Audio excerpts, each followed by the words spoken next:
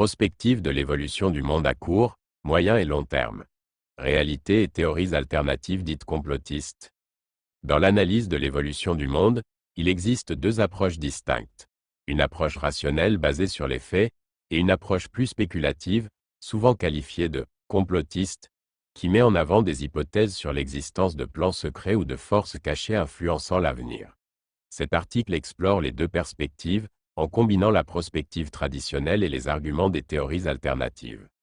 La prospective traditionnelle repose sur l'observation des tendances actuelles et l'analyse des données disponibles pour prédire des scénarios futurs.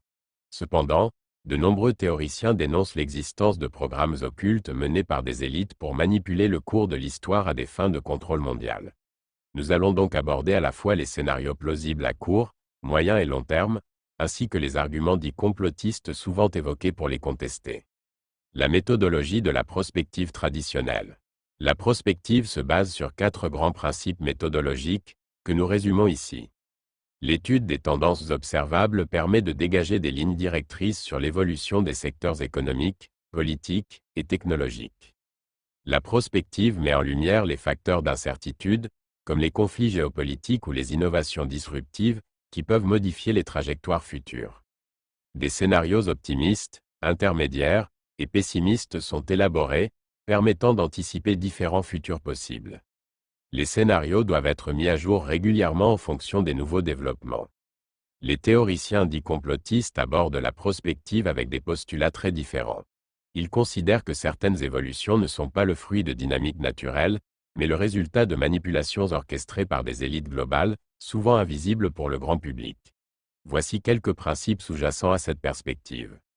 Selon certaines théories, des élites financières, politiques ou technologiques, regroupées sous des noms comme l'État profond, ou des organisations comme le Forum économique mondial, contrôleraient les évolutions globales dans l'ombre. Ces théories prétendent que des plans à long terme, comme la réduction de la population mondiale ou l'instauration d'un nouvel ordre mondial, sont en cours de mise en œuvre. Les crises économiques, sanitaires ou climatiques seraient utilisées comme des outils pour mettre en place des mesures de contrôle renforcées, surveillance de masse, restriction des libertés, etc. L'essor des technologies comme l'intelligence artificielle et la 5G est vu comme une manière de renforcer la surveillance des populations et d'asservir les individus. Posons-nous la question du court terme, 5-10 ans. À court terme, les experts s'accordent sur l'idée que les crises énergétiques et climatiques influenceront fortement l'économie. La montée en puissance de l'intelligence artificielle et des technologies vertes est vue comme inévitable, bien que ces transitions entraîneront des bouleversements dans l'emploi et les inégalités sociales. Les théoriciens complotistes interprètent ces mêmes évolutions différemment. Ils avancent que la crise énergétique actuelle, tout comme les politiques de transition écologique, sont orchestrées pour affaiblir les États-nations et les rendre dépendants de nouvelles structures globales.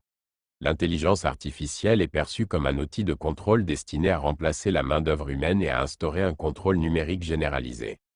Dans les deux perspectives, la 5G, les objets connectés, et l'automatisation joueront un rôle central dans la transformation des modes de vie. La théorie complotiste, cependant, considère que ces technologies sont utilisées pour surveiller les populations et implanter un contrôle social accru via la collecte massive de données. La perspective dite rationnelle considère les effets du changement climatique comme un défi majeur. Des mesures drastiques seraient nécessaires pour éviter un réchauffement de la planète supérieur à 2 degrés Celsius, selon les experts.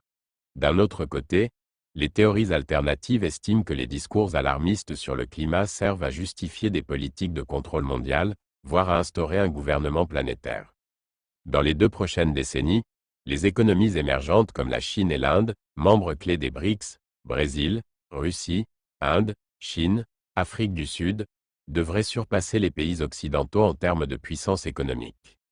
Ce groupe de nations, qui représente déjà une part croissante du PIB mondial, pourrait continuer à renforcer son influence, notamment à travers des alliances économiques et politiques. Les technologies liées à l'intelligence artificielle, aux biotechnologies et à l'informatique quantique deviendront de plus en plus centrales dans les transformations industrielles et sociétales, permettant aux BRICS de se positionner comme des leaders dans ces domaines d'innovation.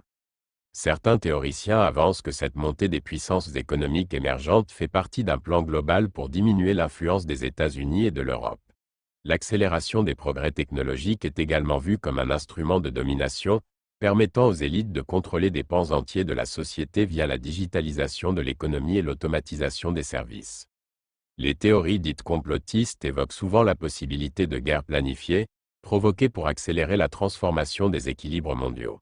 Elles postulent également que certaines catastrophes naturelles pourraient être manipulées ou amplifiées artificiellement, en utilisant par exemple des technologies comme HAARP, High Frequency Active Auroral Research Program, souvent cité dans ces cercles comme un instrument de manipulation climatique. Une projection à long terme, 20-50 ans, à long terme, la transition vers une économie verte, la révolution de l'énergie, fusion nucléaire, énergie renouvelable, et l'exploration spatiale sont perçus comme des avancées majeures pour l'humanité. Les sociétés futures seront davantage axées sur la durabilité et la technologie. Les théoriciens du complot voient plutôt ces évolutions comme l'aboutissement d'un plan global de contrôle total.